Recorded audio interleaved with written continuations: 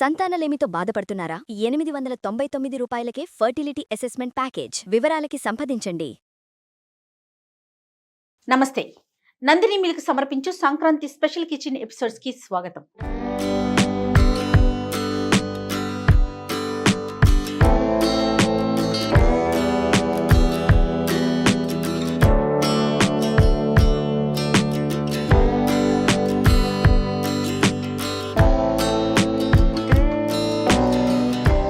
నమస్తే రమగారు. నమస్తే జయ. రమగారు, మన ఇద్దరం చక్కగా అవుట్డోర్కి వెళ్ళిపోయి సంక్రాంతి స్పెషల్ ఎపిసోడ్స్ వీటన్నిటితో పాటు మీకు నాకు మరి మీ పేరు కూడా కలిపేస్తున్నాను, ఫేవరెట్ అరిసెలు కూడా చేసి వచ్చేస్తాం చక్కగా పుల్లల పొయ్యి మీద. మీ కళ్ళల్లో నుంచి నీళ్లు తెప్పించేస్తూ ఎడిటర్ ఫోన్ చేశాడు నాకు. మేడం, రమ్మగారికి కొంచెం ఒంట్లో బాగోలేదు అనుకుంటా కదా, ఎపిసోడ్ చేసినప్పుడు ఫీవర్ వచ్చినట్లుంది, బాగా కళ్ళల్లో నీళ్లు కనిపిస్తుంది, ఏం చేద్దాం మేడం, బాగా దగ్గుతూ ఉన్నారని. నీ దుంప దగ్గర ఒంట్లో బాగోపోవటం కాదు, పుల్లలపై ప్రయోగం చేసాం మేమిద్దరం అని చెప్పి. బాగా మంటి మాత్రం వచ్చింది, చీర వేడెక్కిపోయి కాళ్ళు కాలిపోయి. అదే చెప్పాను. సరే, ఇంకా లాభం లేదు, ఒకటేదో ట్రెడిషనల్ గా చేసాము, కానీ ఇంకొక 2-3 స్వీట్స్ చేసుకుంటే బాగుంటుంది కదా రమ్మగారు. అందుకని కిచెన్ లో సెట్ చేశానండి ఈరోజు సంక్రాంతి స్పెషల్ స్వీట్. ఏం చేద్దాము? చక్కెర పొంగల్ చేద్దాం. సూపర్ ఈజీ, అందరూ చేసుకుంటారు పొంగల్ కదా, ప్రతి వాళ్ళు చేస్తారు. దేశాలను అంటే ప్రాంతాలను బట్టి కొంచెం కొంచెం కొంచెం కొంచెం మారుతున్నాయి. చక్కెర పొంగలేను కానీ చక్కెరతో చేయాలని ఒక సిద్ధాంతం. చక్కెర పొంగలో పాలు పోస్తారు ఇంకొంతమంది. అవునా రమ్మగారు? పాలు పోస్తారు. నేను వైజాగ్ తర్వాత అదే శ్రీకాకుళం వెళ్ళాము చుట్టాలింటికి. వాళ్ళు చక్కెర పొంగల్ వెరైటీగా చేస్తామని చిక్కటి పాలు పోయించుకున్నారు. పాలు ఎందుకు చక్కెర పొంగల్కి అని అడిగా నేను. మేము అలాగే చేస్తామన్నారు. బాగుందండి, బాగుంది. మనకి పొడి పొడిలాడితే అట్లా అనిపిస్తుంది కదా, కొంచెం మరి అంత శుద్ధగా ఉండదు కదా. అంటే మనం పరవన్నానికి పాలు పోసి చేసుకుంటాం. పరవన్నం వేరు, చూడటానికి చక్కెర పొంగలి వేరా కాదా? కొంచెం వేరే. సరే చూస్తాను నేను. మీరు చేస్తారు, నేనైతే పాలు పోయినండి. పాలు పోసింది వాళ్ళు ఎవరింట్లోనో వెరైటీగా తినడానికి బాగుంది, కానీ నా ఐడియా అయితే దేవాలయాల్లో ఏది పెడతారో మన వైపు అదే చక్కెర పొంగల్ని మనం సంక్రాంతి పండగకి ఇళ్లలో చేసుకుంటాం. పెద్ద పండుగ రోజున చేస్తాం ఎక్కువగా. ఓకే అండి. మా ఇంట్లో ఎవరైనా పుట్టినరోజులు పెళ్లి రోజులు అయినా మేము చక్కెర పొంగలే చేసుకుంటాం. అవునండి, రైట్. ఎవరిదైనా బర్త్డే అంటే చక్కెర పొంగలి. మేము మా విజయకాయ అయితే స్పెషల్. అయ్యో ఇవాళ మ్యారేజ్ అయినా చక్కెర పొంగల్ చేసి ఇచ్చిదాన్ని కదే అంటది, ఒక సెంటెన్స్ ఉంటుంది అన్నమాట. నేను గుడికి వెళ్తాను కదా రమ్మగారు, గుడికి వెళ్ళేటప్పుడు ఫస్ట్ ఏమో కోరుకుంటాను తెలుసా? దేవుడా, ఈరోజు పులిహార ఉండాలి, లేదా కనీసం చక్కెర పొంగల్ ఉండాలి. ఈ రెండిట్లో ఏదన్నా పెడితే, చెన్నైలో ఎక్కువగా పెడతారు, పులిహార ఎక్కువ కనిపిస్తుంది. పులిహార ఎక్కువ కనిపిస్తుందండి, చక్కెర పొంగలి కనపడుతుంది, దద్దోజనం కూడా కనిపిస్తుంది రమ్మగారు. ఇక్కడ కూడా మన దేవాలయాల్లో కూడా కనిపిస్తుంది. మనం ఏం చేద్దాం, ఈజీగా సింపుల్ గా చెప్దాం. ఇంతకు ముందు కుక్కర్ లో చేసిన ఐడియా ఒకటి చూపించాను, మనం గిన్నెలో చేసుకోవటం కూడా చూపించవచ్చు. చాలా సులువు, జస్ట్ దాని మీద కొంచెం మనకి ఐడియా ఉండాలంతే. దీనికి కొలతలు, బేసిక్ కొలత ఏంటంటే మనం ఒక గ్లాసు లేదా ఒక గ్లాసు, ఎంత రైస్ ఎంత చూపించారు, ఈ గ్లాస్ అయినా ఈ గ్లాస్ అయినా, కప్ అయినా గిన్నె అయినా కేజీ అయినా ఏదైనా సరే, మనం జనరల్ గా ఇళ్లలో ఏం చేసుకుంటాం, కేజీల కొలతలు ఎంతసేపు తీసుకుంటాం కదా, కేజీల కొలతలో కొలుచుకోం కదా, సాధారణంగా గ్లాసుల కొలత చేసుకుంటాం. నా లెక్క ఎప్పుడు గ్లాస్ లోనే ఉంటుంది. ఇంట్లో కేజీలు ఎక్కడ చేసుకుంటున్నామండి? కేజీలు కాదు, 100 గ్రాములు 50 గ్రాములు కొలతలు కూడా ఎవరి వల్ల అవుతాయమ్మా. ఓ గ్లాస్ చూపిస్తే హాయిగా ఉంటుంది కదా. అంటే మీకులాగా చెయ్యి తిరిగిన వాళ్ళు అనుకోండి, అలా వేసి ఇలా చేసేస్తారు. ఇప్పుడు మాకులాగా ఫస్ట్ టైం చేస్తున్నాం, సెకండ్ టైం చేస్తున్నాం అన్న వల్ల చక్కగా ఎక్కడ తేడా వస్తుందని చెప్పి కొలతలు, అన్ని కొలతలు పెట్టుకొని వెయిట్ చూసుకొని మరి చేసుకుంటాం. మీరు ఉప్మాకి కొలత కొలుసుకుంటారా? అందాజుగా పోసేస్తారా నీళ్లు? ఇప్పుడు గ్రాముల కొలత ఎవరి వల్ల కదా, దానికి ఒక మెషిన్ సాధనం కావాలి, ఉండాలి. సాధనాలు వద్దు మనకి, గ్లాస్ కొలత పెట్టుకుందాం హాయిగా. బియ్యం ఓ గ్లాస్ బియ్యం, ఓ కప్పు బియ్యం అని చెప్పుకోమా. 100 గ్రాముల బియ్యం, 150 గ్రాముల బియ్యం అని చెప్తావా? లేదు, కప్పే. అందులోకి వెళ్ళొద్దు మనం. ఒక గ్లాస్ బియ్యం అనుకోండి, ఒక గ్లాస్ బియ్యం వండదలుచుకుంటే అందులో హాఫ్ కి కొంచెం తక్కువగా పెసరపప్పు వేయించుకోండి. మొదట ఇదిగోండి, పెసరపప్పుని సన్నటి మంట మీద దోరగా కలర్ వచ్చేలాగా వేయించండి. పెసరపప్పు రెండు రకాలు, ఇలా పచ్చి పెసరపప్పు బియ్యంతో కలిపి వండేసినా బాగానే ఉంటుంది, శుద్ధగా కలిసిపోతుంది.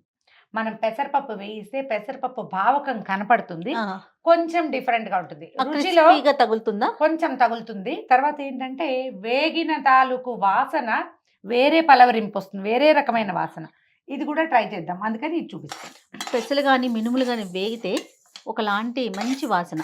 ఉప్మా గురించి అడుగుతున్నా కదా, అమ్మున్నారు అందాజుగా పోసేస్తారు అమ్మగారు రవ్వ నీళ్ళు అంతా. నేను అట్లా కాదు, ఒక గ్లాస్తో రవ్వ పోసానా అదే గ్లాస్తో 2 గ్లాసులు నీళ్ళు పోసి ఒక చుక్క అటు ఇటు అయినా బాగా రాదేమో అన్న ఒక ఫీల్. అంటే లెక్క నేను చెప్తున్నా. అంటే నాకు ఒక చుక్క అటు ఇటు అయినా బాగానే వస్తుంది, కానీ నేను కూడా గ్లాస్ కొలతే ఓ 3 గ్లాసులు పోసేసాం అనుకోండి, పోసేటప్పుడు రవ్వను కొంచెం చూసుకోవాలి అంతే. మనం సన్న మంట పెట్టండి, దీన్ని దోరగా వేయించండి. చక్కగా మన దగ్గర ఇత్తడి గిన్నె ఏదో ఉంటే అందులో కూడా వేసి కూడా వేయించేసుకోవచ్చు. ఇది ఒక పెద్ద గ్లాసు బియ్యానికి 1/2 గ్లాసు పప్పు, 1/2 గ్లాస్ కంటే కొంచెం తక్కువ, పూర్తిగా అరగా సగం సగం అని అనుకోవద్దు, కొంచెం తక్కువ వేసుకోవచ్చు. ఇదే చూడు దోరగా వేగిపోయింది పప్పు. అవునండి కదా. స్టవ్ పెద్దాము, స్టవ్ ఉంచుకోవచ్చు. మనం జీడిపప్పులు కిస్మిస్లు అన్నీ ఇదే వేయించుకోవాలి, వేయించేసుకుంటే సరిపోతుంది. చూడు ఇట్లా రంగు వస్తే బాగుంటుంది. ఇంకా గింజలు నల్లబడినివ్వకండి, మధ్యలో మాడు మొహాల్లాగా కనపడే అందంగా ఉండదు.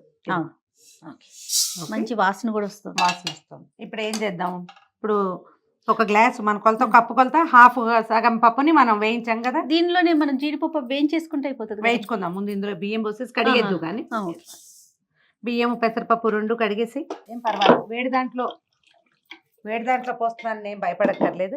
భయపడండి అమ్మగారు. శుభ్రంగా కడిగేసి మామూలు చక్కెర పొంగల్లో బేసిక్గా ఎండు కొబ్బరి లేదా పచ్చి కొబ్బరి వేయించిన ముక్కలు, జీడిపప్పులు వేసుకుంటాము. అవి 2 కూడా వేయించి పక్కన పెడితే ఇక మళ్ళీ ఈ మూకుడు పెట్టాల్సిన పని లేదు. అవును, ఆ చేత్తో ఆ పని చేయండి, ఎందుకంటే ఆల్రెడీ వేడికిపోయింది కదా, వేస్ట్ కాకుండా ఉంటుంది. కొబ్బరి ముక్కలు జీడిపప్పులు వేయించేసుకుందాం. వేయించుకోవడానికి ఈ మూకుడు పక్కన పెడదాం. వేయించుకోవడానికి నెయ్యి కావాలి కదా. మీకు ఇష్టమైన మీ ఫేవరెట్ పదార్థం నెయ్యి. ఆ నెయ్యి నందిని మిల్క్ నుంచి వచ్చిన స్వచ్ఛమైన ఆవు నెయ్యి రమ్మగారు. ఆవు నెయ్యి అండి. ఎందుకంటే మనకి దేవాలయాల్లో కానీ ఎక్కడైనా పాయసం కానీ పరవన్నం కానీ పులిహోర కానీ ఎంత స్వచ్ఛంగా ఉంటుంది. ఆవు నెయ్యిని ఆవుతో చేసిన పదార్థాలని వాడటం వల్ల, ఆవు నుంచి వచ్చిన పదార్థాలని వాడటం వల్ల అంతే స్వచ్ఛమైన ఆవు నెయ్యిని నందిని మిల్క్ వారి స్వచ్ఛమైన ఆవు నెయ్యి వాడి మనం ఈరోజు చక్కెర పొంగల్ చేస్తున్నాం. ఓకే, ఆవు అనగానే ప్యూరిటీ కదా జయ. అవును రమ్మగారు, మనకి తల్లిపాల తర్వాత అంత స్వచ్ఛమైనవి అంటే అంత మంచిది. వెయ్యి కొద్దిగా ఆవు నెయ్యి అంటారు, ఒకవేళ తల్లికి పాలు లేవనుకో చాలు. కొబ్బరి ముక్కలు వేస్తున్నాను. పచ్చి కొబ్బరి వేసుకోవచ్చు, ఎండు కొబ్బరి కూడా వేసుకోవచ్చు, మీ ఇష్టం. పొడి బట్టతో మంచిగా శుభ్రంగా చేసుకొని ఆ ముక్కలు కట్ చేసి పెట్టుకోండి. వీటిని వేయించేసుకుంటే సరిపోతుంది. ఇవి వేగాక కొబ్బరి ముక్కలు వేగిన తర్వాత జీడిపప్పులు వేసి వేయించేసుకోండి. మీకు ఒకవేళ కిస్మిస్లు మీ చాయిస్గా ఉంటే కిస్మిస్ కూడా వేసుకోవచ్చు. ముక్కలు వేగిపోయినాయి. ఫస్ట్ టైం ప్యాకెట్తో వేయటం వల్ల మనకి ఎక్కువ పడింది, అంతేగాని అంటే అట్లా కూడా కాదు, నాకు అనిపించింది. కానీ మీ ఫేవరెట్ కదా, అందుకని మనకి చక్కెర పొంగల్లోకి మరి కాస్త నెయ్యి అవుతుంది. అవును, నెయ్యి పడుతుంది. జీడిపప్పులు వేగాక తీసేసేయండి. మీరు కిస్మిస్ వేస్తారా? కొంచెం తక్కువ, ఇందులో పెద్ద నచ్చదు, ఎప్పుడైనా వేస్తూ ఉంటాను కానీ. ఓకే, ఇప్పుడు మనం ఇతర సంగతి చూద్దాం. ఇతర గిన్నె పెట్టుకోండి. చక్కగా ఏదైనా మందపాటి స్టీల్ గిన్నె అయినా పెట్టుకోవచ్చు, అంత ఇబ్బంది ఏం లేదు. దీనికి ఏంటంటే 1కి 2 నీళ్ళు పోసి స్టవ్ మీద పెట్టేద్దాం. అన్నం హై మంటలో కాకుండా కొంచెం మీడియం మంటలో ఉడికిస్తే సరిపోతుంది. అదే నీళ్ళు సాధారణంగా మనము దేవుడికి పెట్టుకునే నైవేద్యాలకు ఒక సపరేట్ గిన్నె పెట్టుకుంటాం కదా గారు. పోసే స్పీడ్గా 1కి 2 నీళ్ళు పోస్తే సరిపోతుంది. దీన్ని ఏంటంటే హై మంట మీద పెట్టామంటే నీళ్ళు ముందు ఎగిరిపోతాయి. అంత కాకుండా మీడియంలో కనుక పెడితే, మీరు వేలి కొలత చూసుకునే అలవాటు ఉన్న వాళ్ళు అయితే ఇలా చూస్తే ఇక్కడ దాకా చూడండి, నా వేలు ఎక్కడ దాకా తెరిచినాయి. అవునండి, ఇక్కడికి. ఇది 1కి 2 పోస్తే ఇలా వస్తుంది. ఓకే, నీళ్ళు పోసి పెట్టేయండి. దీన్ని స్టవ్ వెలిగించడం, అన్నం ఉడకనివ్వాలి. ఈ లోపల మనం ఇంకొక పని చేద్దాం. ఇదివరకు మొదటి రోజుల్లో అమ్మ వాళ్ళు ఎట్లా చేసేవాళ్ళు అంటే, అన్నం ఉడికిన తర్వాత బెల్లం సన్నగా తరిగి కొంత పంచదార కొంత బెల్లము కలిపి పోసేసేవాళ్ళు అన్నంలోనే. ఇందులోనే అన్నంతో పాటు నిదానంగా ఉడికేది. అసలు ఈ మెథడ్ మానేసాం, ఎందుకంటే మన బెల్లం ఎప్పుడు ఏదో చెదారం ఉంటుంది. అందుకని బెల్లము కొంచెం కరగబెట్టుకుంటే బాగుంటుంది. చక్కెర పొంగల్కి పూర్తి స్థాయి బెల్లం వేస్తే ఏమవుతుందంటే టంగుగా అవుతుంది. చల్లారిన కొందికి అది ఇట్లా ముక్కల్లాగా విడుతుంది తప్పిస్తే మృదువుగా ఉండదు. అందుకని మనకి పాకం అంత బాగా అంత గట్టిగా అయిపోకుండా ఉండడానికి కొంచెం పంచదార వేసుకుందాము. దీనికి ఏంటంటే డబల్ వేయాలి. మనం 1 కప్పు బియ్యము, అరకప్పు పెసరపప్పు వేసాం కదా. ఇప్పుడు ఎన్నైనా కప్పున్నర, కప్పున్నర అయినాయి కదా. 2 కప్పుల 2 పెద్ద కప్పుల తీపి కావాలి మనకి. అందుకని 1 కప్పు బెల్లం వేసుకుందాము, 2 కప్పుది పంచదార వేసుకుందాం. పాకం పెడతామా? పాకం పెట్టుకుంటే ఒక గిన్నెలో, చిన్న స్టీల్ గిన్నెలో స్టీల్ గిన్నె వేసుకోవడం. అది కూడా మళ్ళీ 2 మెథడ్స్. పాకం పట్టుకుని ఇందులో పోసుకోవటం, లేదా పెద్ద గిన్నెలో పాకం పట్టి ఇదే ఎత్తి దాంట్లో వేయటం. మీకు ఏ పాత్రలు వీలుగా ఉంటే ఆ పాత్ర పెట్టుకోండి. ఒక పెద్ద కప్పు బెల్లము, 2 కప్పు తోటి పంచదార. మీ బెల్లం ఎక్కువ కావాలి అని అనుకుంటే కనుక బెల్లం ఎక్కువ వేసుకొని పంచదార కొంచెం తగ్గించుకోండి. కొలత దీనికి మనం 1కి 2 వేస్తాం. ఇప్పుడు బియ్యం కొలత ఉంది కదా, దానికి డబల్ వేసుకోవాలి తీపి. ముందు వెనక అది ఇది ఏది తక్కువ ఎక్కువ కావాలంటే దాని ప్రకారం మన రుచిని ప్రకారం చేసుకోవచ్చు. మీరు ట్రూలీ నన్నే ఫాలో అవుతామంటే ఇది మెథడ్. కొద్దిగా నీళ్ళు పోయి దీన్ని పలచగానే చేసుకోవాలి మనం. చూడండి అమ్మగారు, పోయి 1 కప్పు నీళ్ళు పోసేసామనుకోండి, దాన్ని కొంచెం కరగనివ్వండి. అన్నం ముప్పాతికి ఉడికాక మనం అది వెలిగించుకుంటే సరిపోతుంది. ఓకే, ఇదేం పాకం రావక్కర్లేదు, బెల్లం కరిగిపోవాలి అంతే. ఊరికి ఇలా కూడా అక్కర్లా, ఏమి 1 తీగ రావాలి 2 తీగ కరిగిపోతే చాలా బాగా కరిగి కొంచెం కాస్త ఆ నీటిదనం తగ్గితే చాలన్నమాట. ఓకే అండి. ఓకే, దాన్నేమో కరగనిద్దాం, దీన్నేమో ఉడకనిద్దాం. రమ్మగారు అన్నం మాక్సిమం 75% ఉడికిపోయిందా? అన్నం అయిపోయిందా రమ్మగారు? ఇంచుమించుగా అయిపోయింది. ఇదిగో పంచదార కూడా, అదే బెల్లం కూడా కరిగిపోతుంది కదా, జస్ట్ కరిగింది. ఇంకొంచెం ఉంది, బెల్లం ముక్కలు ఉన్నాయి కొద్దిగా. ఓకే, కరిగించాక దీన్ని కొంచెం పెద్ద గిన్నెలో వడపోసేసుకొని పొయ్యి మీద పెట్టుకుంటే సరే. ఒక పని చేద్దాం, ఆ గిన్నెలోనే అన్నం వేసేసుకుందామా? అలా చేయొచ్చు. ఈ గిన్నె పెద్దదనుకో పాకం ఎత్తి ఇందులో పోయచ్చు. ఒకవేళ ఈ గిన్నె సరిపడా ఉంది కదా, అందుకని పెద్ద గిన్నెలో పాకం పెట్టుకుని ఈ అన్నాన్ని అందులో వేసుకుంటాం అన్నమాట. ఇంకా కొంచెం కరగాలి చూడు. అవునవును, కొంచెం ముక్కలు ఉన్నాయి. రేపు ఈ బెల్లాన్ని అసలు నమ్మలేకుండా ఉన్నామమ్మా. అవునండి. దీన్ని సిమ్ లో పెట్టండి. అన్నం ఉడికిపోయిందేమో చూద్దాం మనం. ఇది ఎట్లా అంటే మనకి కనిపిస్తుంది, ఒక చిన్న టిప్. అన్నం ఉడికిందో లేదో చూడాలంటే గరిటె పెట్టి కాలేసి ఏం చేయక్కర్లా, జస్ట్ దీని దగ్గర చెవి పెట్టి వినండి. ఇందులో చిన్న ఉడుకుతున్న శబ్దం, కొత్త శబ్దం ఆగిపోయిందంటే అన్నం అయిపోయినట్టే, ఇతడికి ఆపేసేయచ్చు. అంటే మనం సరిపడా నీళ్లు పోసినప్పుడే ఈ పద్ధతి మనం వేరు కొలత పెట్టుకుంటాము. ఇప్పుడు ఇంకా కొంచెం తడి ఉంటే కనుక ఈ ఇత్తడి గిన్నె వల్ల అది నిదానంగా సెటిల్ అయిపోతుంది. చాలు. ఈ లోపల ఇది కొంచెం చూద్దాం దాని సంగతి. మనము ఇప్పుడు ఇది బోల్డ్ అంత అవుతుంది. చిన్న గ్లాస్ కూడా చేసుకోవచ్చు, అది కూడా అంత అవుతుంది.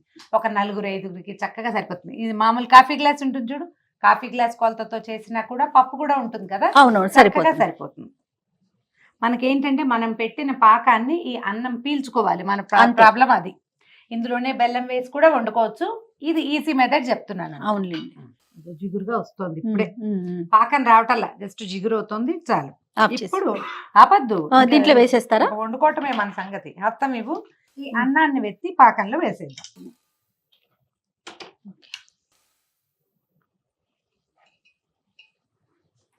దీన్ని ఒక పావు గంట ముందు వండి కూడా పెట్టుకోవచ్చు మీ వెసులుబాటు ప్రకారం. అన్నమా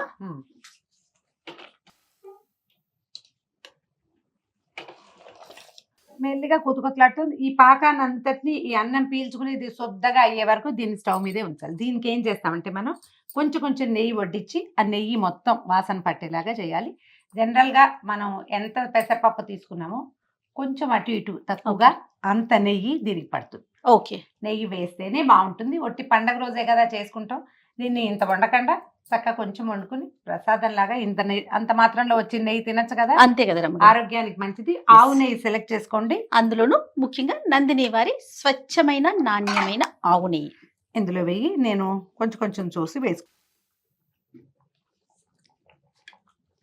మనము భగవంతుడికి అంటే దేవుడికి నైవేద్యం పెట్టేటప్పుడు ఇంట్లో పూజ చేసిన ప్రతిదీ చాలా పవిత్రంగా ఉండాలని అలా కోరుకుంటాం కదా రమ్మగారు.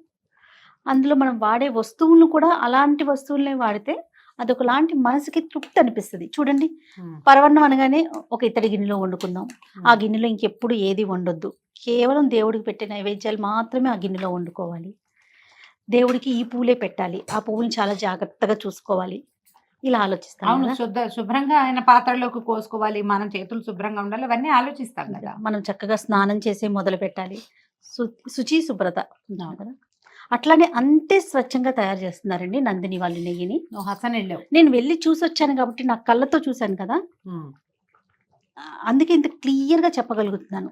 ఎంత చక్కగా ఆవు దగ్గర నుంచి తీసుకునేటప్పుడు అప్పటి నుంచి ప్యాక్ అయ్యి ప్యాకేజ్ మన ఇంటికి వచ్చే వరకు చెయ్యి పెట్టట్లేదు రమ్మగారు. ఎక్కడ మనిషి చెయ్యి కూడా తగలట్ల. అంత మెషినరీ. అంత మెషినరీస్ తో, అంత ప్యూరిటీతో ప్రాసెస్ ఒక దాని తర్వాత ఒకటి, ఏది ఎప్పుడు ఎట్లా ఎంతవరకు చేయాలో అంత ప్రాసెస్. టన్నుల కొద్దీ తయారు చేస్తున్నారండి. పాలు కానీ, నెయ్యి కానీ, స్వీట్స్ కానీ, అన్ని రకాల ఐటమ్స్. చాలా బాగుంది రమ్మగారు. వాసన బ్రహ్మాండంగా ఉంది. దీన్ని కొంచెం అడుగు పట్టేందుకు ఒక్క రవ్వ అవకాశం ఉంది, ఎక్కువ కాదు, కొద్దిగా ఉంటుంది, పెసరపప్పు ఉంది కాబట్టి. అవును రమ్మగారు. మనం పక్కన పెట్టిన నెయ్యి అంతా పీల్ చేసింది అయిపోయింది.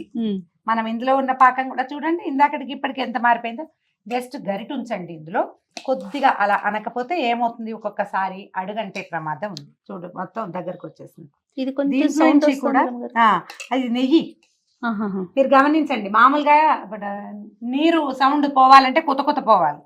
మనం ఇట్లా చూస్తే నీకు చూడు నెయ్యి వస్తుంది, బయటికి నీరు నెయ్యి కాదు. వస్తుంది. అవును. ఆ నెయ్యి వదిలే టైంకి దీన్ని స్టవ్ ఆపేసుకోవటమే.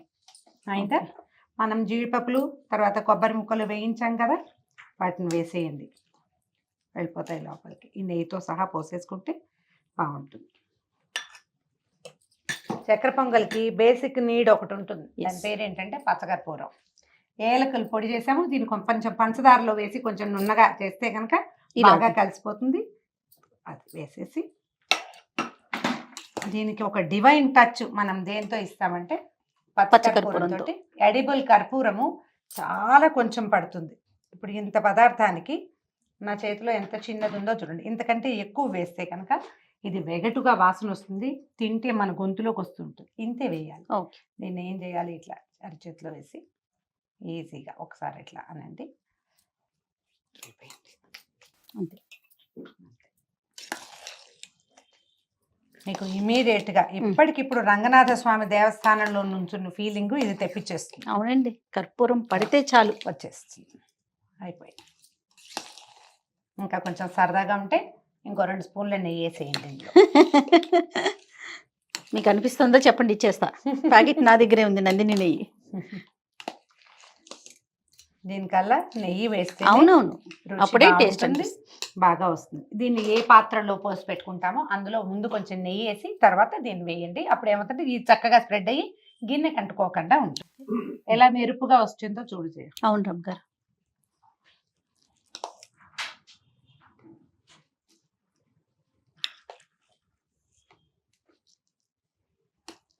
పైన కొద్దిగా జీడిపప్పులు కొబ్బరి ముక్కలతోటి మీకు కావలసినట్టుగా అలంకారం చేసుకోండి. దేవుడికి పెట్టేటప్పుడు అలంకరించకూడదు. ఇప్పుడు మనం ఇది ఈ బౌల్లో వేసి మనం దేవుడికి నివేదన పెడతాం అనుకోండి, అవును, పైన ఒక్క చుక్క నెయ్యి వేసి నివేదన చేస్తే సరిపోతుంది.